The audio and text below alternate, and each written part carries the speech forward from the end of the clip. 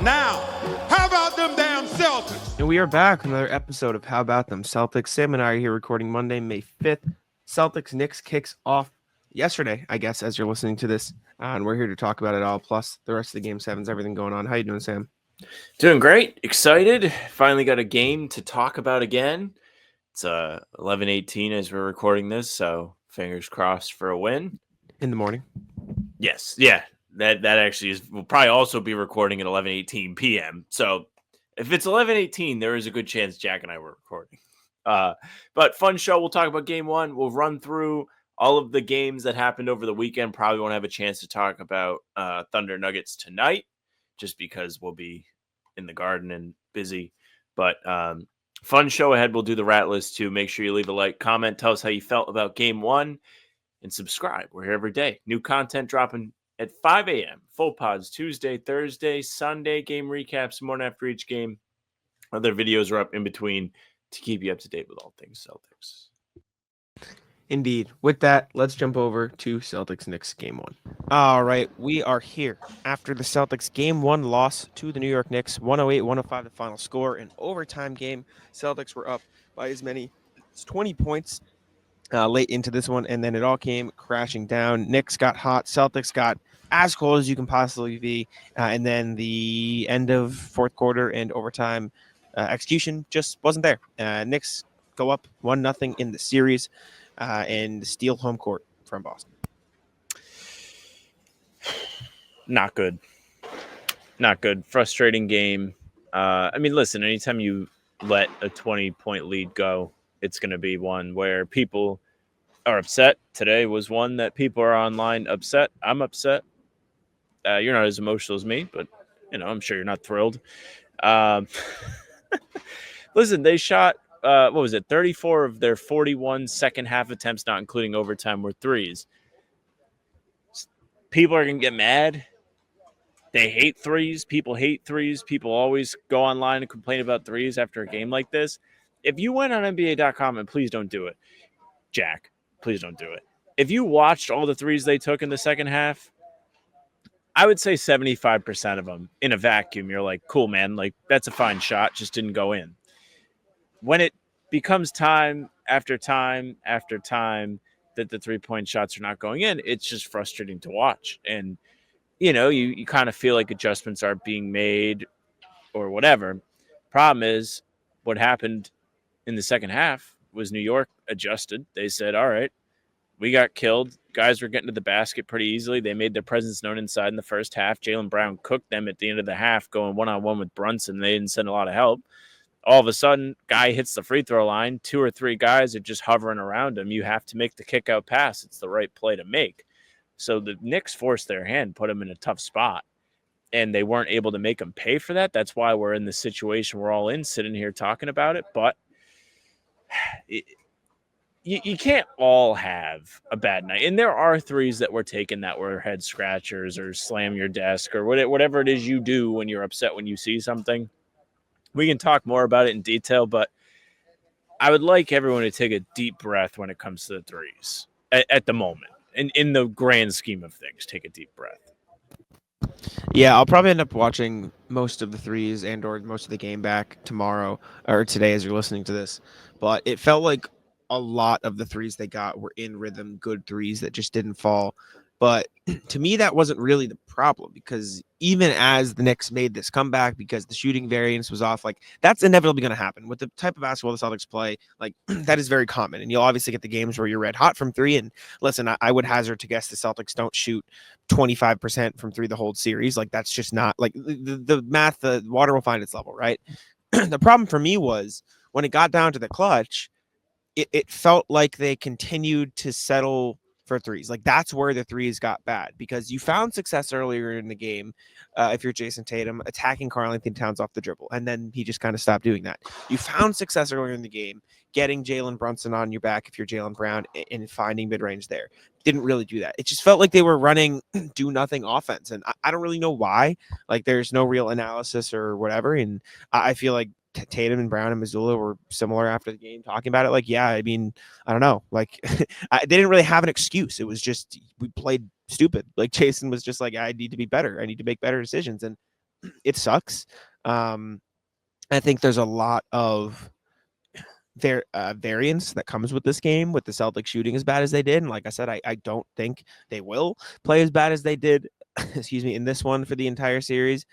The Knicks made plays, though. Like, credit Brunson, made big shots. Credit Anunoby, had an awesome game. Credit Mikal Bridges, who banked a three from the corner in overtime. Like, they made plays when it mattered, and the Celtics did not. And in games like this, and Joe said it before the game, with the Knicks coming off of a series where they played in 5 crunch time games, that matters. And the Celtics just fumbled away their lead in this game. And part of the lead, choking, quote unquote, was the variance game of missed threes. But then my biggest problem wasn't the fact that they blew the lead, because I think they were getting good shots, and sometimes they just don't fall, and it is what it is. My problem was when you get down to overtime, when you get down to the end of regulation, and that comes up, and Tatum's taking these step back threes over Mitchell Robinson and Jalen Brunson when he should be working inside. That's my problem. When Jaylen Brown isn't, getting to the same mismatches he was getting to earlier in the game, that's my problem. When they're not running the pick and rolls, that's my problem. When they're not getting Derek White, maybe a little bit more involved. Or Peyton Pritchard, I saw a tweet that, like, from Trey on Twitter, like, Peyton Pritchard was glued to the bench. Like, those are the little decisions that bother me more than anything. And I don't think the takeaway from this game should be, what the hell, like, they fucking suck or whatever. Because I truly do think a huge underrated part that not enough people can talk about is shooting variance. That shit happens from time to time. They shot 25% from 3 and they only lost by 3. I know that's a corny thing to say, and I don't fully subscribe to it, but if you really are looking for something, there's that. But I think the bigger thing is the Knicks made great plays and the Celtics looked like they weren't ready to make those same plays. And it's as simple as that. And if I had to hazard a bet, after covering this team for the last 3 years and this version of this team that won a championship last year, I don't think they'll fuck up those same mistakes for 4 times of the next X amount of games. Sure hope not. You make a great point. I was going to talk about it after, but I didn't want to rant for too long. The Tatum watch this threes with the game on the line. I mean, that's put your head in the microwave stuff. Very bad. It was like after a stretch of him being cold too. Like, it's not like he made a couple earlier in the quarter. I think he made 1 in the second half. I could be mistaken. Let me tell you right now. I have it up. He was 2 of 9 from 3 in the second half. So wasn't 7 from the field in the fourth quarter. 0 of 5 from 3. Yeah, just not good enough. Like, he had a tremendous start to this game. It looked like every other Knicks game this season where he was torching them. Jack and I did videos breaking down how he attacked the defense. It looked very like everything was going to plan. I was like, holy shit, we talked about all this. We know ball. I was feeling great about the channel. I was like, look how sharp we are. The second half, they did still create good looks from 3. Like, Derek White missed a lot more threes than he would usually miss. Jaylen was 1 of 10 in this game. Drew Holiday took some dumb combined 3 of 12. Yeah, Drew took this 3 off an offensive rebound where he just, like, dribbled out to the 3-point line and fired it up. And it was just like, why is that the shot you need to take right now? It was after they'd already given up the lead. When the snowball starts to roll down the hill, things get tense. And I think that played a big part in all of this too, because the decision-making wasn't quite as sharp as it needed to be. They turned the ball over 7 times in the second half. New York only had 5 offensive rebounds somehow in the second half. I don't know how that's a thing, because it felt like they created way more second chance opportunities. Maybe it was they made just about every shot, and then when they didn't make it, they actually got on the glass and got the offensive rebound. But it felt like every time the Celtics needed a big stop, they weren't able to get that done either. So there was just a lot of tenseness going around. Once it got down to 11 really quick after it was 20. And from that point on, it just wasn't the same game for the Celtics. And again, the late game decision making really wasn't great, especially from Tatum. Like, man, that was probably the most frustrating part, because despite all of it, despite the meltdown, despite the 20-point lead in thin air, they respond to a 6-point deficit with a 7-0 run. They take a 1-point lead. They end up tying the game. Drew Holiday makes a layup after they give up a 3 on the other end to send it to overtime. But in that span, they just missed all the kill shots. Like, they had 3 Tatum threes in that span. It wasn't good enough.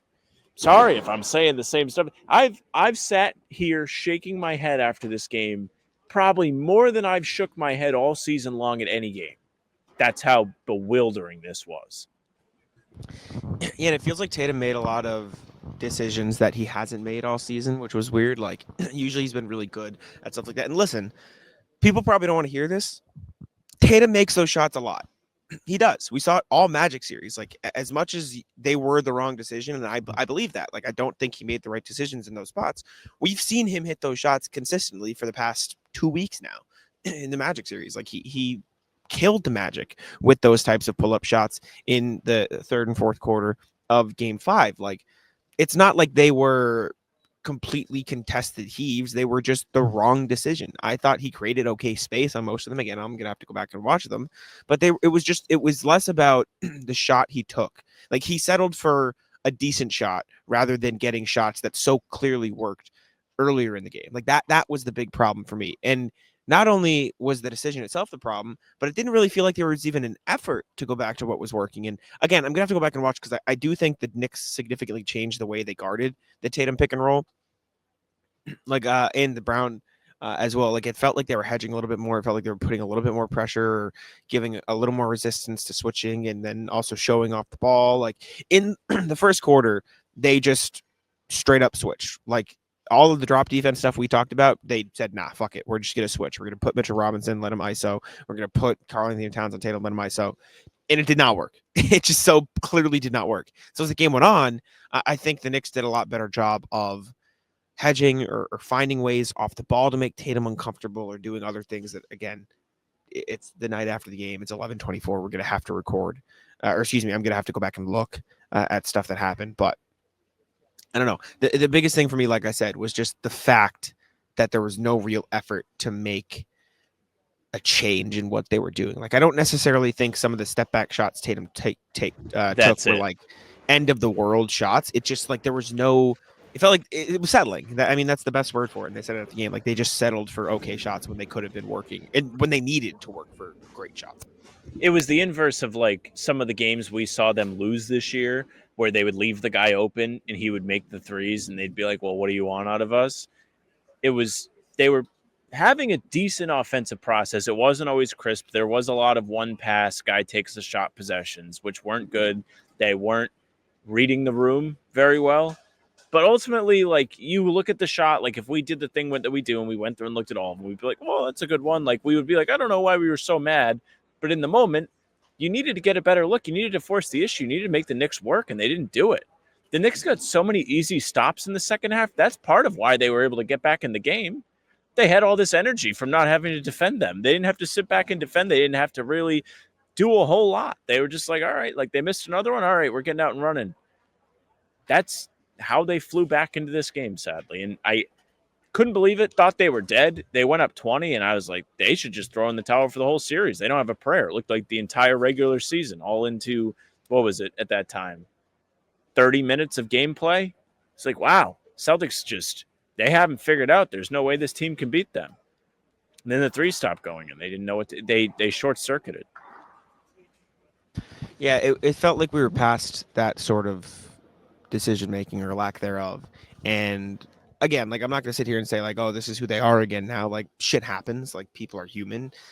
If anything, I feel like the hype, or the fact that they were so favored, or the fact that they did play so well against the Knicks all season, maybe affected it a little bit. Like, oh, we beat these guys, we can do it again, it doesn't matter. And then you get into the lackadaisical stuff, because I mean, clearly they played really, really well for the first 3 quarters, and then it just kind of slipped away.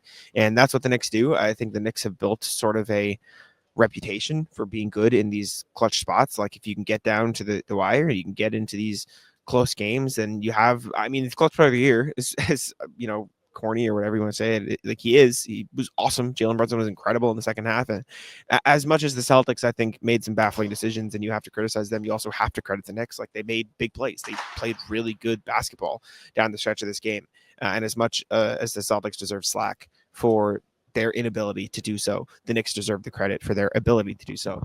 Before we continue, I need to tell y'all about PrizePicks. PrizePicks is the best place to get real money sports action this basketball season, this baseball season, whatever season you're looking for. Same way I do the PrizePicks on every single pregame show. I don't know how we did tonight. I don't think we did very well, because I don't think, off the top of my head, Al Horford hit a 3. He did hit a 3, so maybe, who knows. Kristaps didn't get a block, so we failed. We always failed, and we'll talk about Kristaps later in the show. Regardless, PrizePicks, best place, real money sports action. Make sure to check it out. Cash in on the basketball playoffs with PrizePicks. Don't miss your last chance to add your favorite players from the court to your PrizePicks lineups. Points, rebounds, assists, doesn't matter. Take your pick of more or less for your shot to win up to 2,000 extra cash. On top of that, you can combine picks from different sports if you want to pick more on a player's RBI in your favorite team's baseball game, and you also want to pick the less on the person your team is facing in basketball. You can combine those in the same thing. It doesn't matter. You can put them in the same thing, mix and match. On top of that, on Tuesdays, every Tuesday, PrizePicks will discount several projections on the board, usually by 15 to 25%. Taco Tuesday, promotion there. On top of that, Flex Friday is this thing, which means you can opt in and tap the checkbox in your lineup builder to be eligible for protected play. Choose squares from any game on the board. If your lineup does not win, you get your net losses back in promo funds up to your promo limit as soon as the lineup settles. Again, make sure to check it out. Download the app today and use code CLNS to get $50 instantly after you play your first $5 lineup. That's code CLNS to get $50 instantly after you play your first $5 lineup. PrizePicks, ready your game. Anyways, back to the Celtics.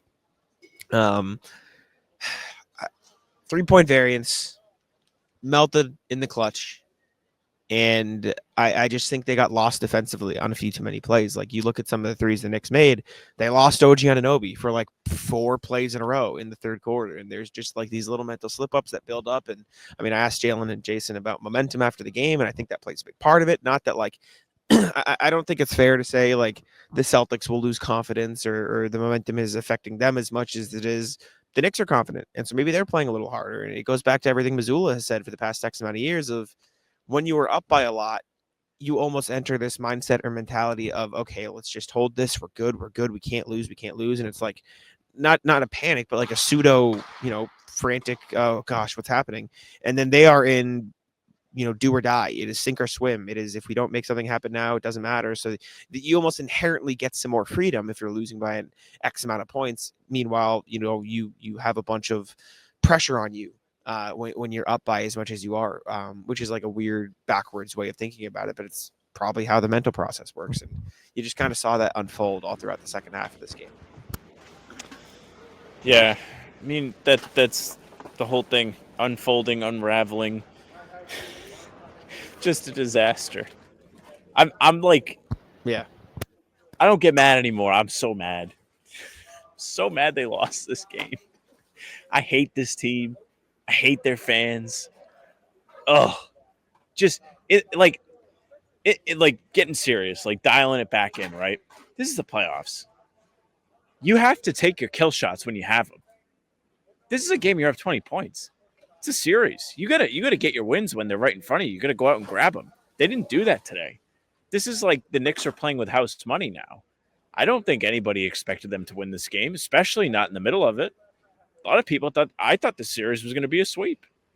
Now they've got a game. They got a little bit of confidence, like you mentioned. Like you have a team that was winless against the Celtics all season. They were 1-8 over the last 2 seasons against the Celtics. They have won a playoff game on the road, which I know you don't think is as valuable, but it's, whatever. It's still something that is thought of as a difficult thing to do. This is a quote-unquote difficult place to play here. And, teams came and won here last year, and that was the end of it, and the Celtics took care of business. Games I don't want the Celtics to lose, if I had to rank them, if you're going to pick any of the first 4 games to lose, this is not it. Don't lose this one.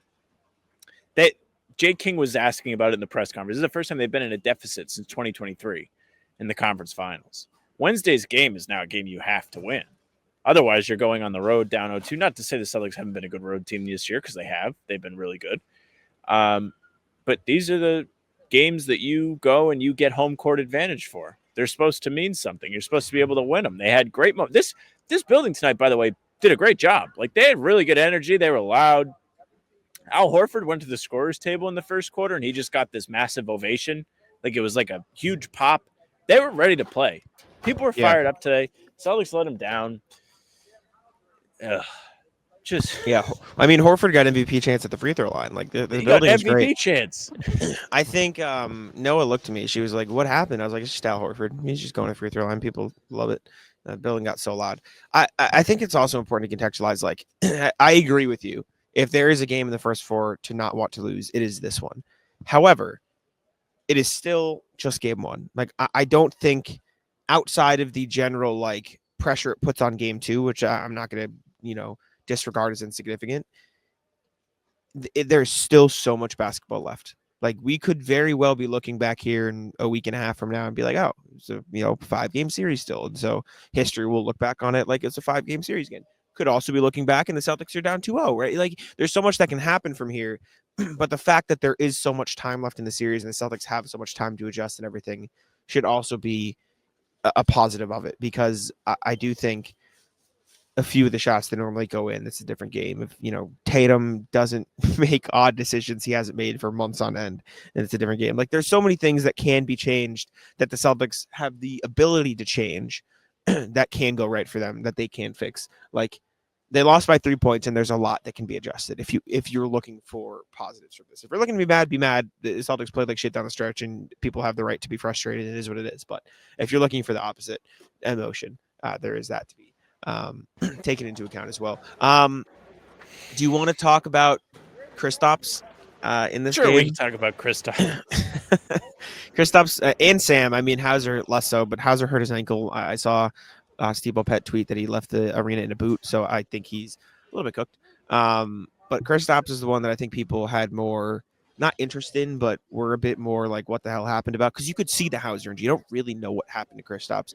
He left the game in the second quarter with around 7:30 left with an illness, is what the PR said. He came out at halftime, was on the court for a brief moment, and then went back to the locker room, and then in the third quarter was ruled out as questionable. Now, maybe this isn't the right way to discuss it.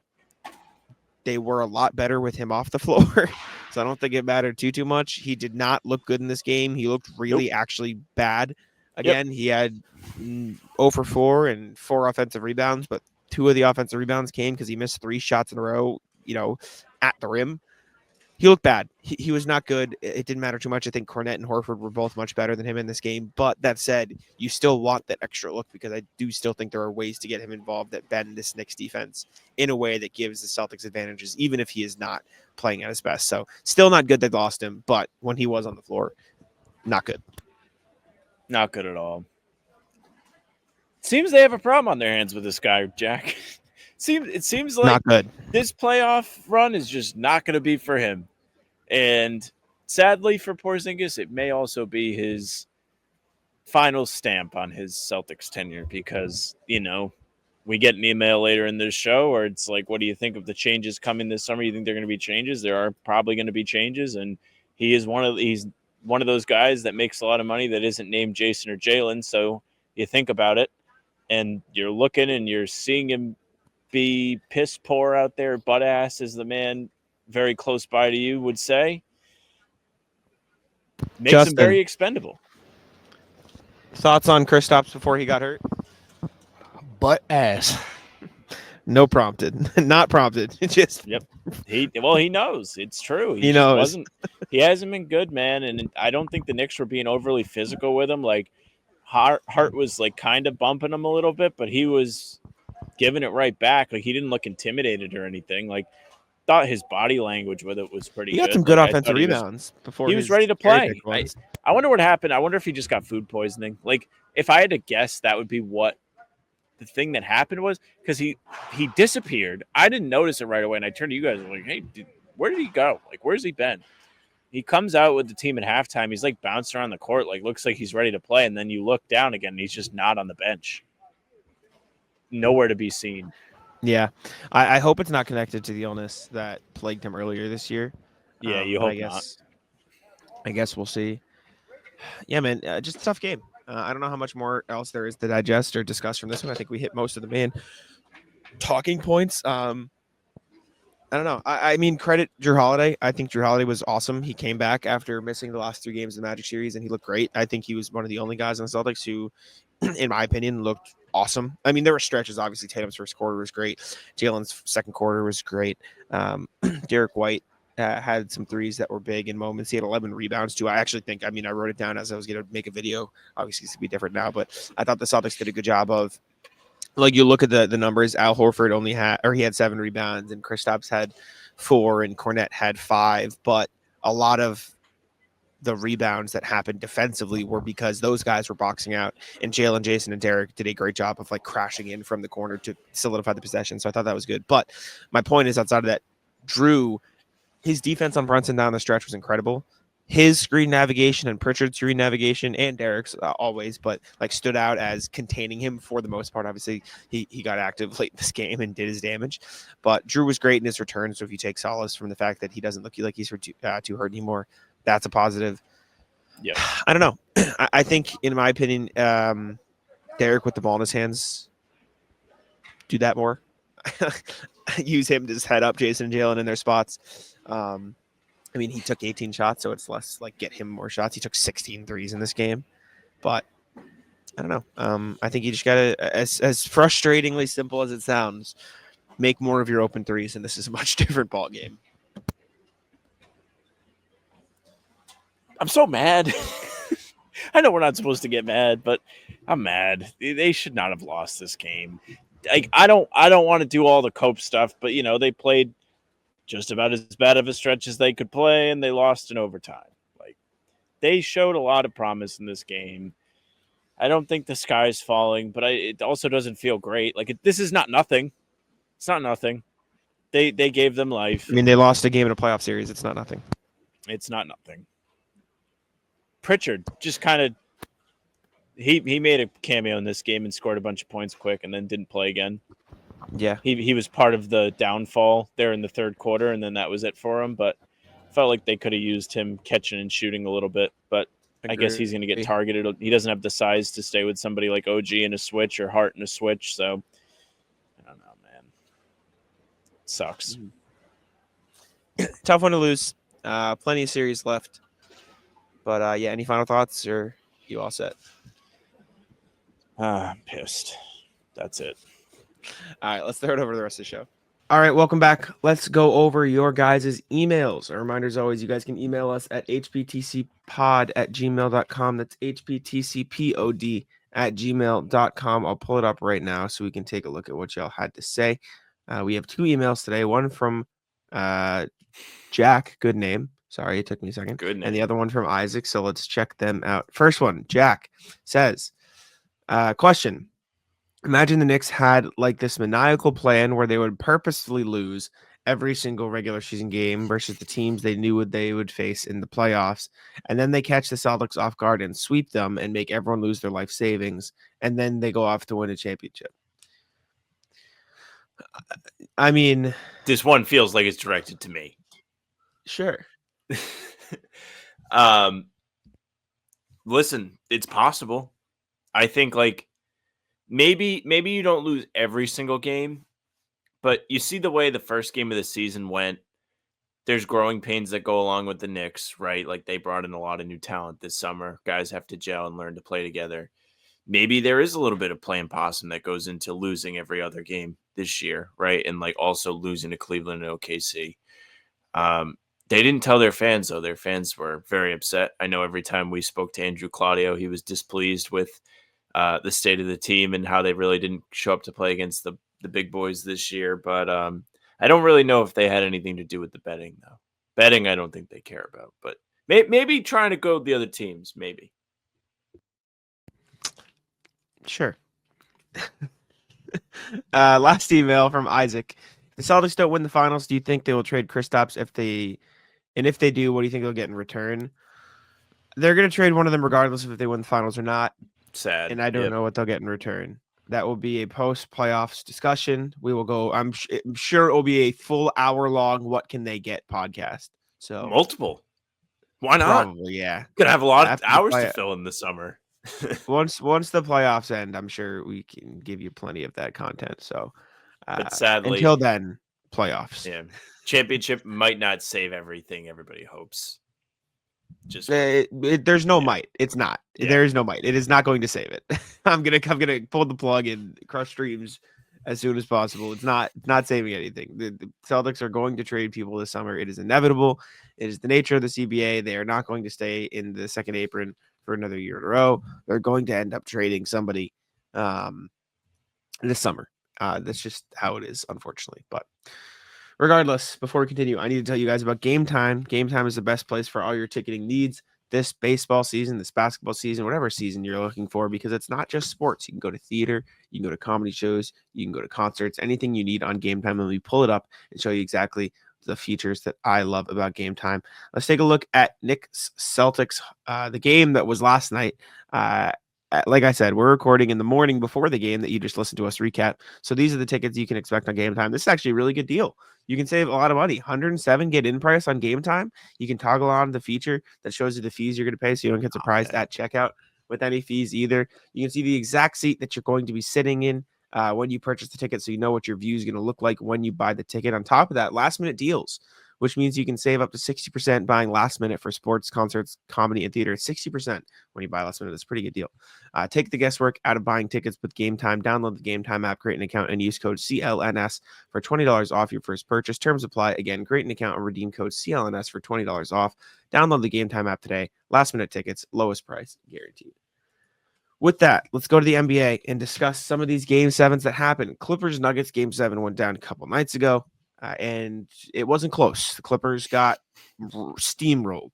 It was a close first quarter. It was a semi-close first half. And then the second half was all Nuggets just dominating. Russell Westbrook had a great game again.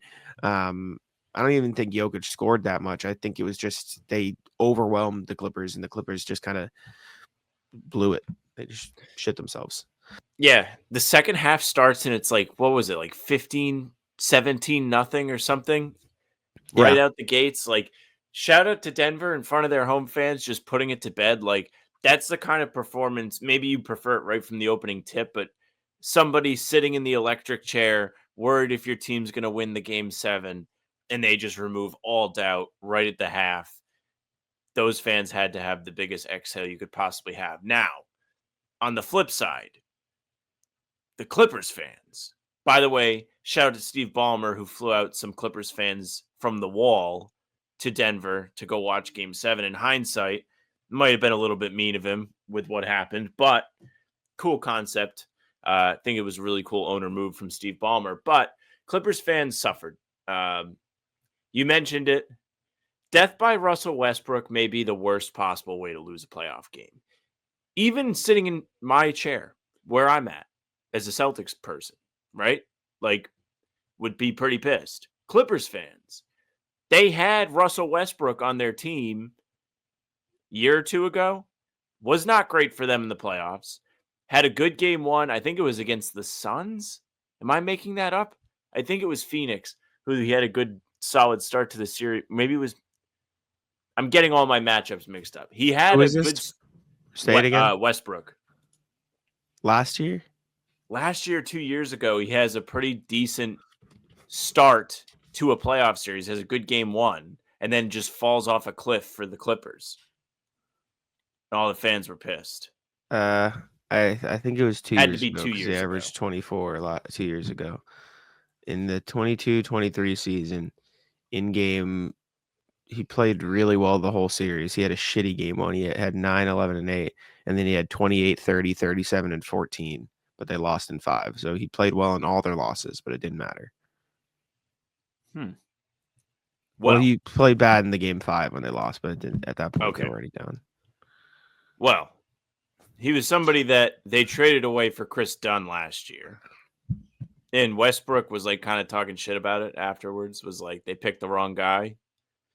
Just really tough way to have your season ended by, like you said, Jokic was fine in this game. Like, he wasn't overwhelmingly elite. 16, 10, and 8 is a good game for 90% of NBA players. For Jokic, it's just like lackluster. It's like, oh, whatever.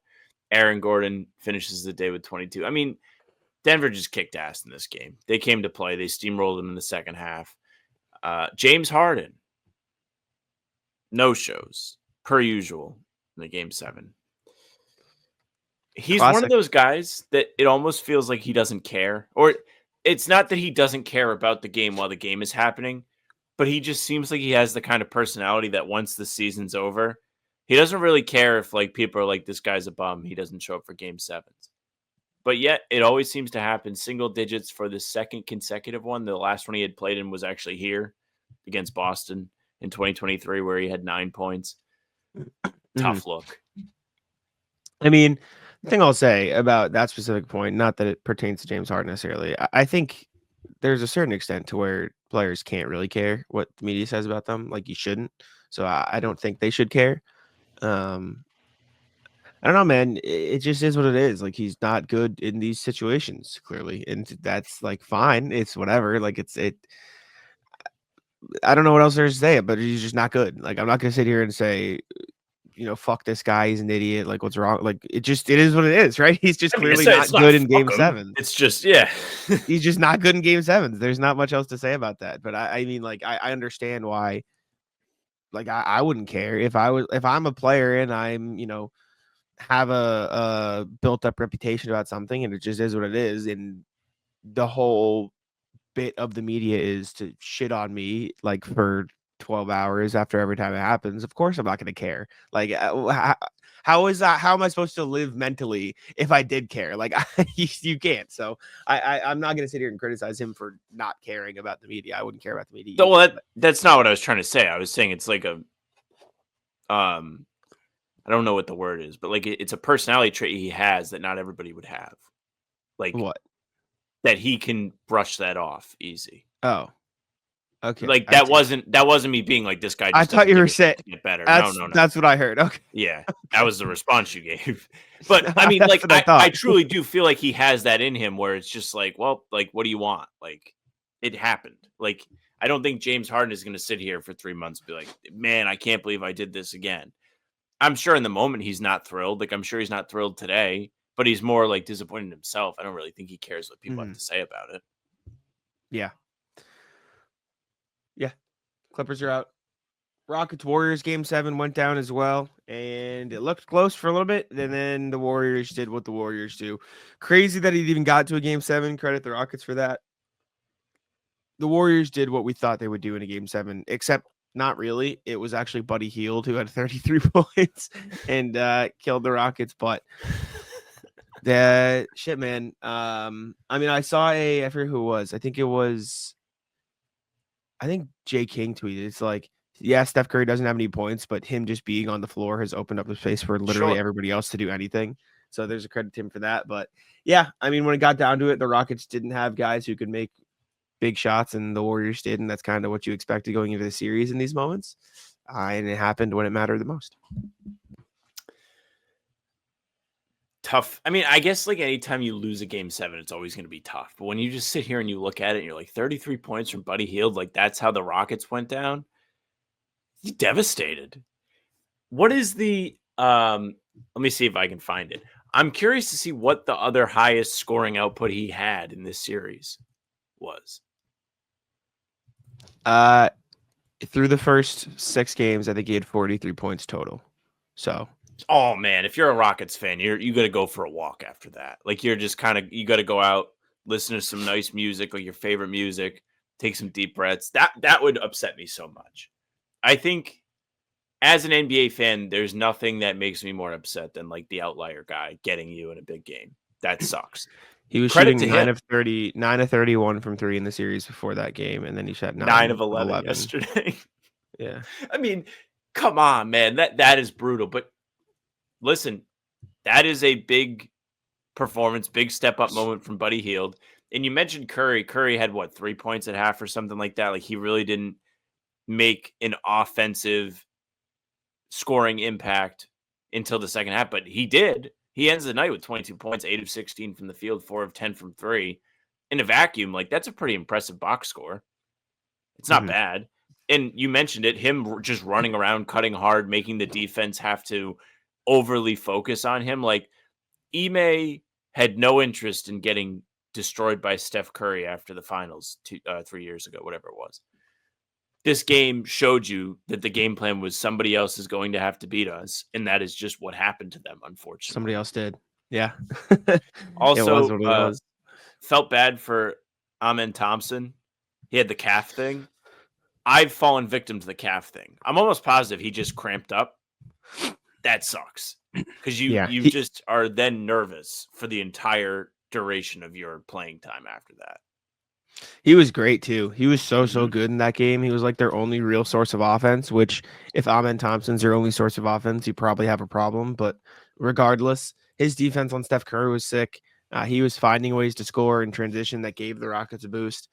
I don't know. I want to see. Hopefully, it'll show me here. The Rockets scored more than 100. Oh, they actually scored more than 100 a lot in this series. I'm wrong. They had 131 in Game 5, so that sort of carried the scoring. But yeah, shout out the Rockets. Fun season, good season. Clearly, there's something there, which I think is the positive. Like, you can't look at this now and say, oh, they can't win in the playoffs. They can. They can clearly win in the playoffs, especially with such a young team. Exactly. Like, they can win playoff games with a guy like Alperen Şengün leading the way. And I think that's an important thing to now be able to understand, because I mean, I said it another time, like, you'd look at this type of big, it's the Sabonis Jokic pipeline, and Sabonis can't win in the playoffs. He hasn't proven able to, and Jokic can. And I think the big difference is there is, can you find a way to be effective on defense? Jokic just found that with rim protection and roaming around in that area. And Şengün held up. He held up on defense. He got out on the perimeter and tried his best and actually didn't look awful, which I think is a good thing. And he put up 21, 12, and 5 in a playoff series with 2 steals a game. That's pretty good. You know, you're going to have, you know, a pretty good feeling about your team when that guy plays like that. So we'll see what happens moving forward. But I'm Speaking good of for them, and Warriors Wolves is going to be very fun. I'm excited for that series. Warriors Wolves is going to be awesome. Final thought from the Rockets Game 7. I was embarrassed for Şengün in the fourth quarter. At the beginning of the fourth quarter, Houston's still like hanging around, still competing in this game. It's like 5-7, 5-7, and then it eventually balloons up once Jimmy comes back in. Şengün calls his own number like 3 or 4 times in a row, gets good position in the paint, and just smokes the shot. Draymond was defending him. It was brutal to watch. And he didn't even have an overall bad game. He just kind of disappeared in the moment. That happens. It's not like his career's over, nothing drastic. It was just a tough watch in the moment because they had a real chance to make that competitive, get the crowd back into it, and scare the Warriors in the fourth quarter. And it went the complete opposite way after that. Yeah. Draymond's a good defender, man. I mean, it doesn't matter how big he is. Gave us a great quote after, too. Says, what do you say? It's always fun winning in this city. I saw Fred VanVleet made a comment earlier saying this ain't that same team that was getting beat by the Warriors years and years ago. And then Draymond goes, it's that organization, though. They are now 5-0 against the Rockets in the Steph Draymond era. Yeah. Unfortunate for Houston. Steph Curry was asked, so what do you think your reputation and Steph Curry was asked, what do you think your reputation is in the city now? And you said a winner. And that's all they've seen. Wrong. That's all they've seen. All right. Second round also started, ironically, before round 1 ended. Cavs Pacers Game 1 went down, and the Pacers won.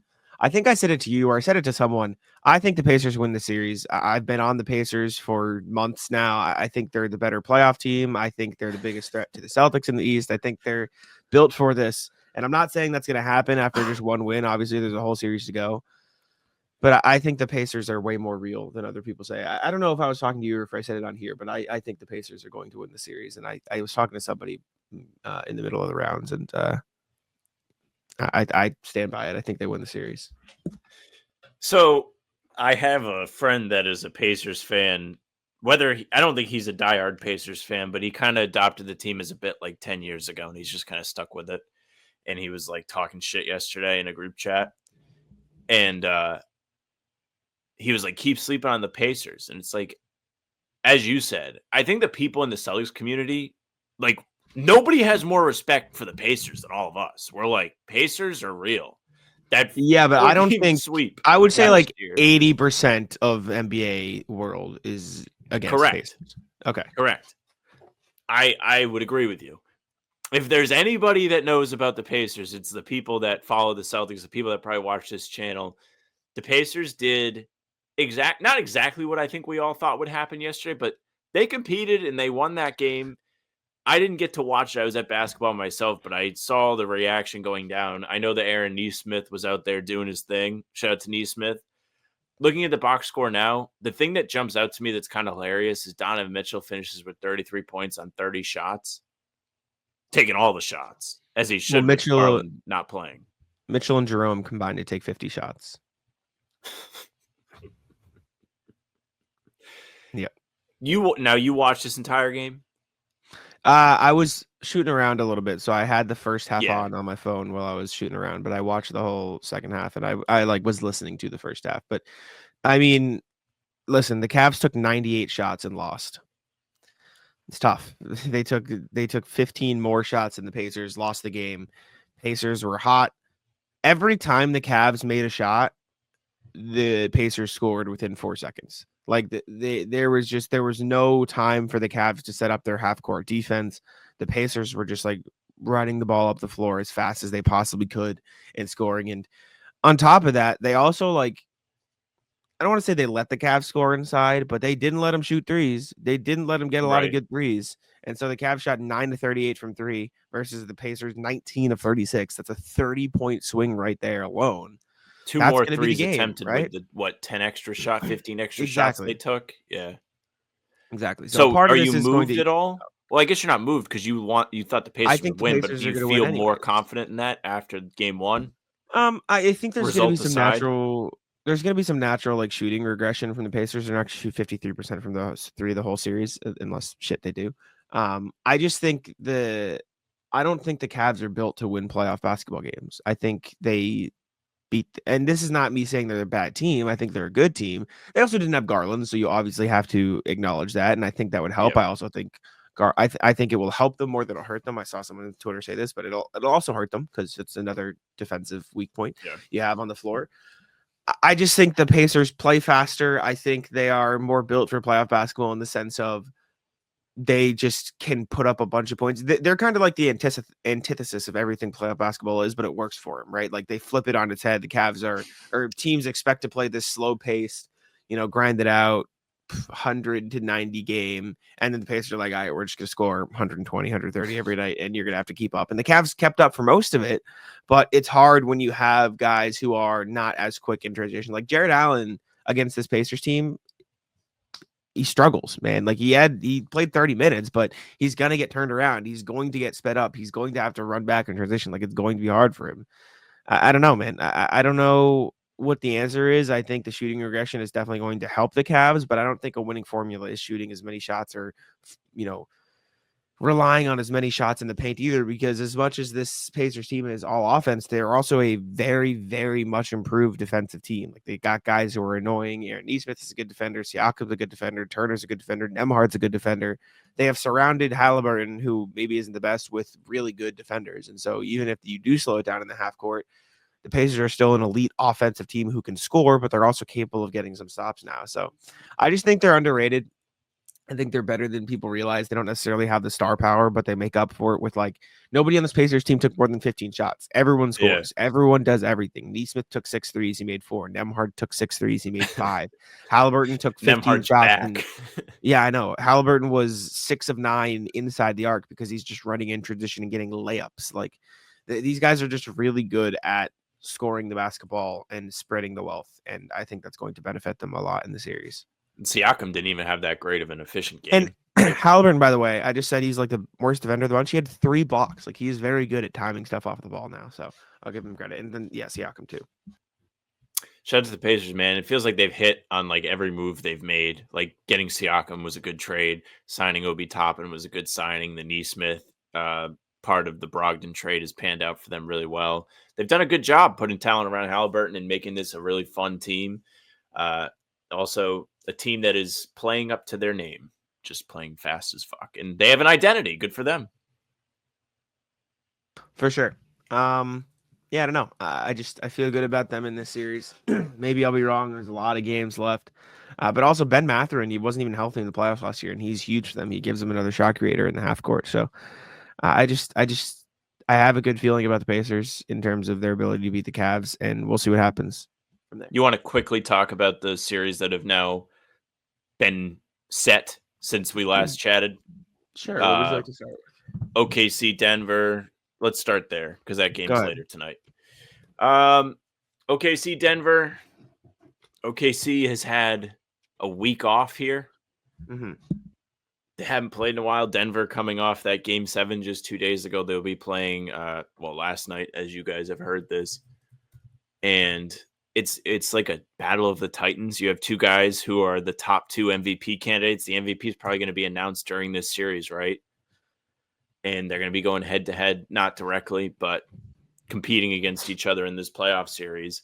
And they split the regular season series for whatever that's worth, right? Like, you never know who actually played in these games. I heard Bill Simmons talk about this today, and it was actually a really good point. He's like, I don't even pay attention to the regular season like results anymore because you don't even know, was this guy playing, was that guy playing? But Denver is a decent matchup for them considering Jokic being the behemoth that he is, OKC being a team that is not lacking size, but their ideal 5 may lack a little bit with Chet being the 5. I know this is going to be a big Hartenstein moment. It's going to be time for him to step in, be an absolute dog, and try and defend Jokic the best he can. He's going to be responsible for that. I don't think they're going to want Chet having that responsibility as much in this series. I'm excited for it. Do we think Denver has a real chance? I don't know. The Thunder do run double bigs, though. So they run double big starting lineup. So I think they'll match up fine in terms of size. If anything, it could give them a size advantage, ironically. Hartenstein starts. Yeah, he started the first round. It's gonna be a big moment for him. I think the Nuggets have a chance. I think anytime you have Jokic, you have a chance. I don't think they'll win. I think it's gonna be the Thunder. I think there's too many guys on the roster. I do think this is a good test for them, though, because I do think the Nuggets are a really, really, really good team. And so they'll have to find ways to score consistently, because if the Nuggets double Shea, which I don't know if they will, but if I'm them, I might consider it because I don't really think they have too many great perimeter defenders to throw at Shea. Then you're going to have to find creation outside of that. But that's why you have Jalen Williams. That's why you have Chet Holmgren. If I'm the Nuggets, I make them shoot threes. I make the Thunder try to shoot threes as much as I can because they're not an amazing 3-point shooting team. But you got to be creative if you're the Nuggets, because it's going to be a struggle for you to score because of the rotations the Thunder have on defense.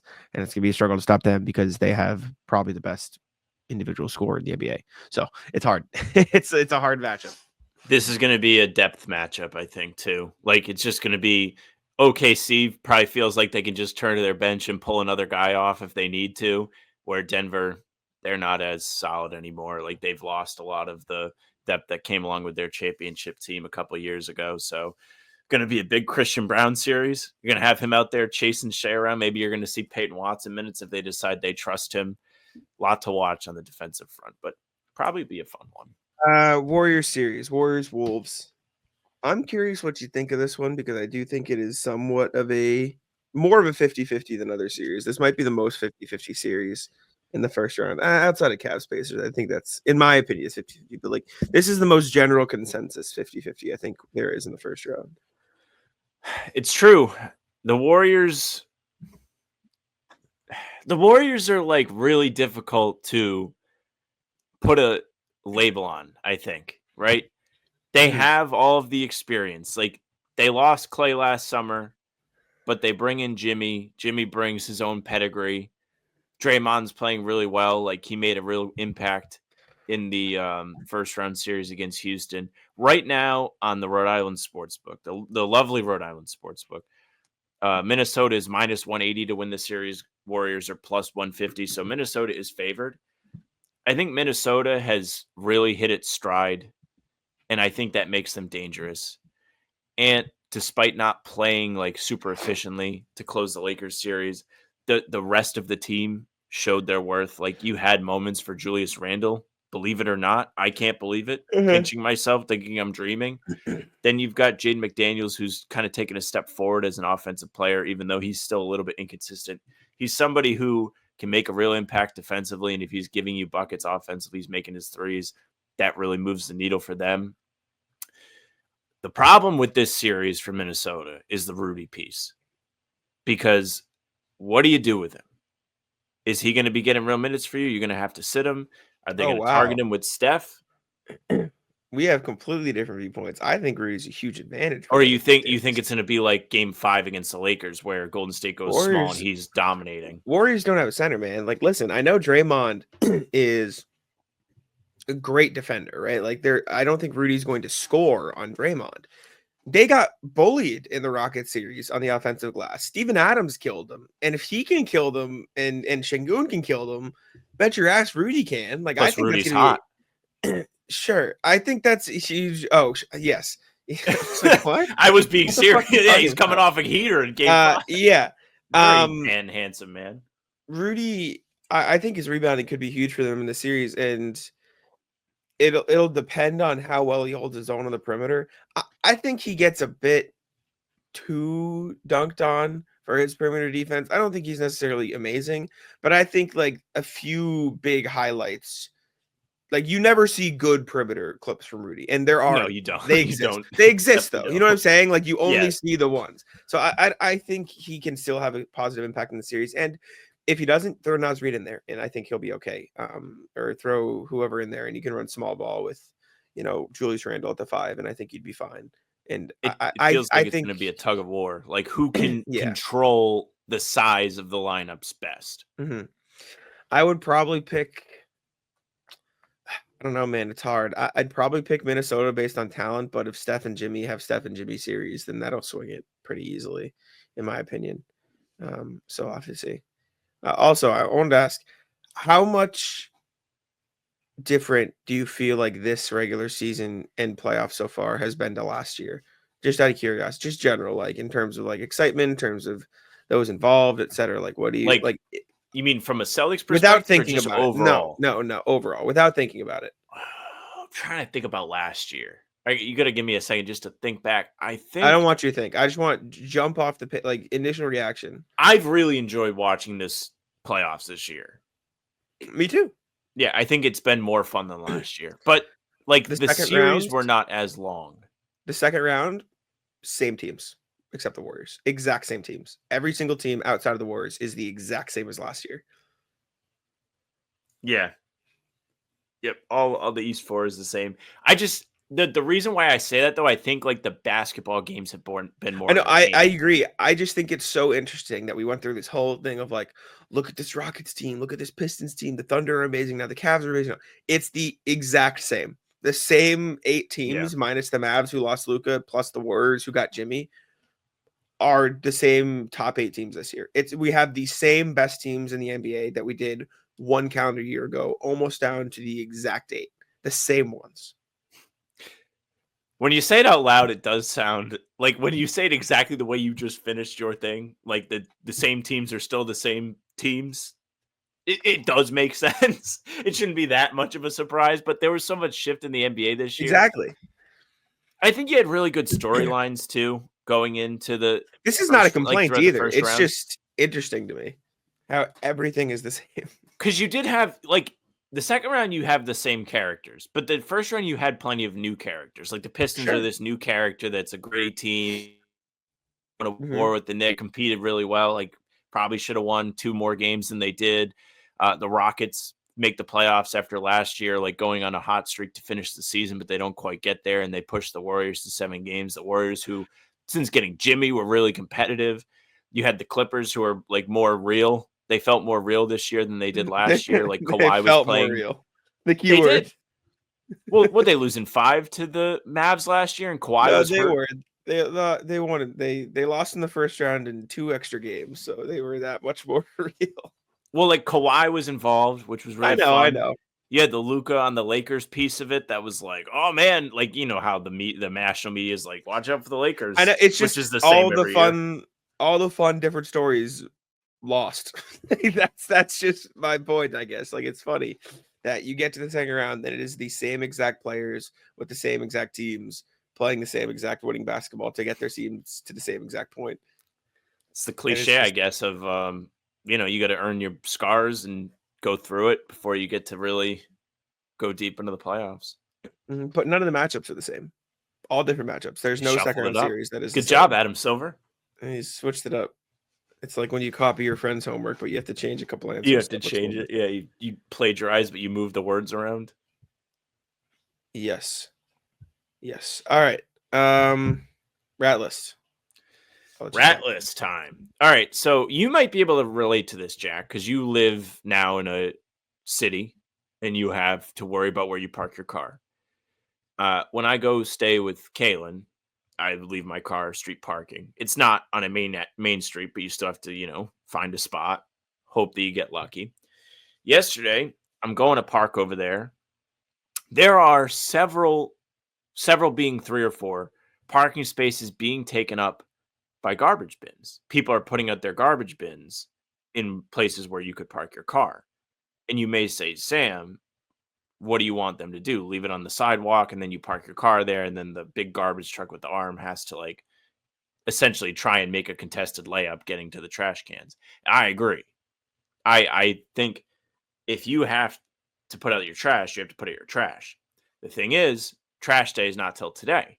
When I was looking for my space, it was early in the day Sunday. So Rat List is putting out your trash cans too early, where I think there should be a ticketable law that if you put them in a parking space before, let's say, 6, 7 p.m., that they should be able to bang you with a ticket. Because you are essentially making it so I have to go find, or anybody has to make it and find another parking space. I suppose the counterpoint is, what if they then get to Tuesday and that car is still there and they can't put out their trash bin? So at the same time, the rule should be you have to move your car on trash day so they can put their trash bin Maybe out. there is a check and balance. You know what I'm saying? Cool. I think that's fine. I think there's got to be a secondary part to it, because they're playing defense. Because they're like, all right, well, if you're gonna keep your car here, I got to play defense 2 days early. And I'm not saying I disagree with you. I agree with you. That's a pain in the ass, but I understand the. It's a good point. There should be some sort of check and balance. I don't know what it would be. Anyways, I don't like seeing the trash cans where I'm trying to park. It's rude. I don't know. I don't have any Rat List, man. I don't do anything. I always say this. I haven't gone. You're in out a of my happy house. point in your life. Well, no. Have I you just booked haven't any of the travel for New York yet? Oh, Rat List, the afternoon game on Saturday, because I can't go now. So you're gonna have to find replacements for pre and post and everything, because I can't do it. I have graduation that day. Well, because it's a 3:30 game, so I can't get in. Her graduation is my sister's graduation is at 11 on Saturday, and so I thought it was the 7th. No, or the 8th, like one of those days. Over 2. It's the 9th and the 10th. It's 2 days. She has a nursing graduation and a college graduation. Well, that sucks. All right. Well, we'll talk more, but it's anti-Rat List that the game is at 3:30 for me, because one of our friends, not ours, mine and Kaylin's friends, is engaged. They're going to have an engagement party that evening from 6:30 to 10. Great for you. I can't be there. Dude, I saw that 3:30 pop up, and I was like the meme of the guy in court that just got acquitted of all the accusations. I was like, oh, this is the best. Like, yes. Happy. All right, I will see what I need to do to get a replacement that day. But that sucks. So you're going to go up on Sunday? What are you going to do? I'm just going to go up that night, like Saturday night. Yeah. And then be there for the next day, because there's some practice or something in New York. Yeah. And then I'll just whatever go from there. Well, you never want to miss a game, but I know you personally do not like New York, so at least you have to spend less time there. Yeah, I already had the Airbnb though for the 10th to the 13th. So was it any good? Matter. No, Airbnb. No, it's hell awful. no. It is. What's the 3 situation? beds? It's 3 beds in 1 studio apartment room for $100 more per night than it was in Orlando. So no, it's not good. Maybe you guys should have been rooting for Detroit all along. No, Detroit's more expensive because the flights are more expensive. Yeah, it was like total for New York. It was like, honestly, I think cheaper than Orlando. It's just because I can take a train there and back for $120 total versus the $270 flight. And then Detroit flights. The next round's going to be worse because there's nothing that goes to Indiana or Cleveland. And so maybe we drive, but we'll see. Perhaps I'll meet you there if I go. I'm Rat List is me. I'm always like, yeah, dude, I'm going to come. And then like, in fairness to me, I have something I have to do Saturday, but girlfriend's very busy at the moment, and the weekends are really the only time we get to see each other, so I would feel bad ditching her. Rat List is the driver of a van that was going into the Trader Joe's in Providence yesterday. So, Jack, I'll paint the picture for you. In Providence, the Trader Joe's is right off a highway. It's off 195.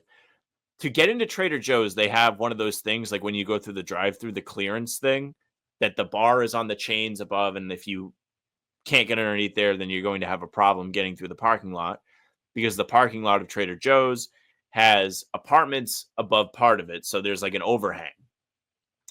This van, I watch it hit the bar, and it continues to go, and then we're in the lot, and now traffic has just come to a complete stop because they are being told that they are too large to go through the entire circuit. The parking lot is a circuit, by the way. It's not just like a regular stop and shop lot where there's so much room you can just drive through all these different lanes. There's one lane that goes around the entire thing, and then you leave. You loop around. So we all sat there. My girlfriend gets out of the car. She goes in, gets what she needs, comes out. I have not moved yet because this person has just created an entire traffic jam by themselves. So rat list to the driver of the van because you put on a spectacle yesterday. Don't they have big signs that say the height limit that you're allowed Yep, to pass? sure does. It sure does. The bar, right on the bar, it says it, believe it or not. Interesting. Seems And like not only did they create a traffic right. jam in the parking lot, but that bleeds out into the street, which bleeds out into the highway. So they just fucked Yikes. everybody. Yeah, that's tough. How'd they get out? So they had to like do a big 3-point turn and then like go across because the other side of the loop had stopped too because this was all happening. They had the Trader Joe's workers had to come out of the store and like direct traffic so that person could leave. What a fucking idiot. That would piss me off so bad.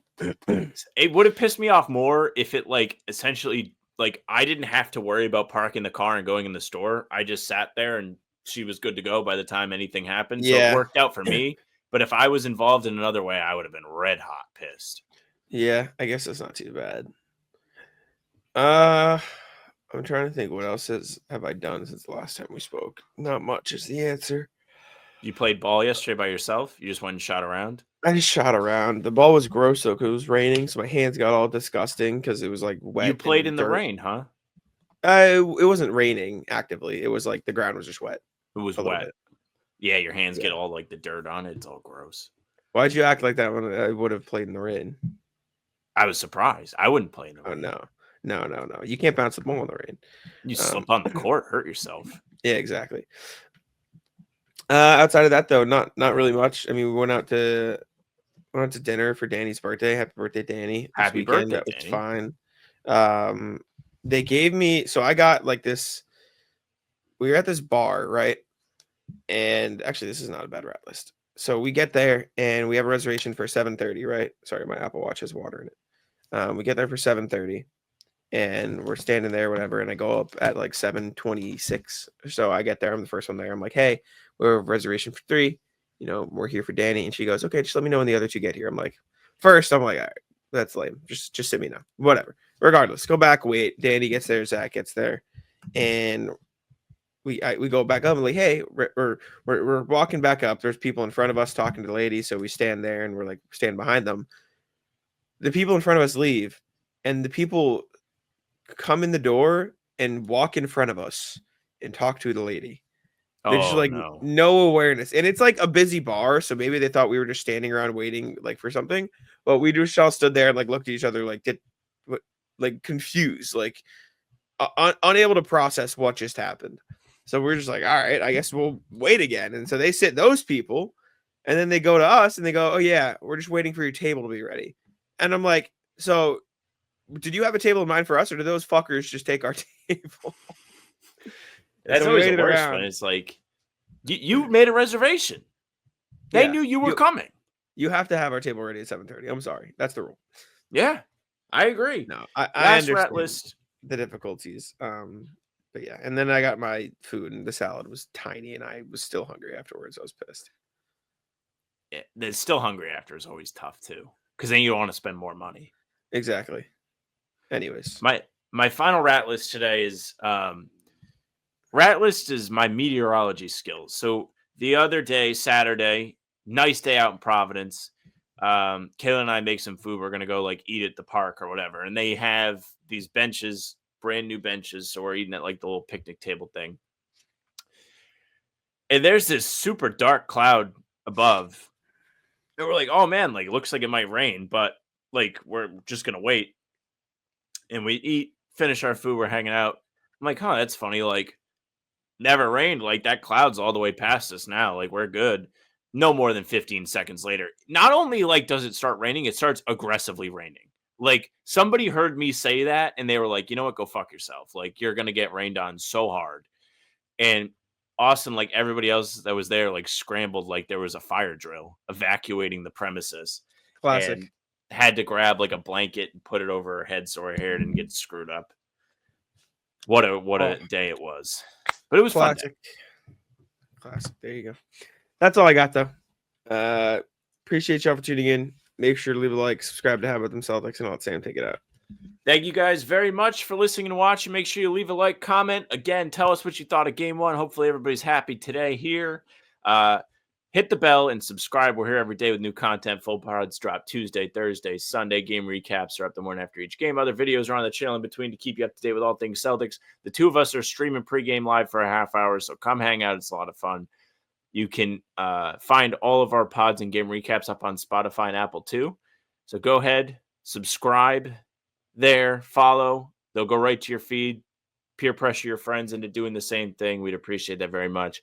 You can email us, hbtcpod@gmail.com, or reading all your emails on each podcast you saw us get to them today. Thank you guys very much for getting them in. Jack and Isaac, welcome back. I don't know why that happened. Socials are at How About Them C's for Twitter, Instagram, TikTok, Facebook's the name of the podcast. All streams are there. They're on YouTube. They're on Twitter. Jack's Twitter's at Jack's1NBA. Mine's at Sam LaFrance NBA. That's it for us. Bye. Taco, come on. Taco's having some fun here.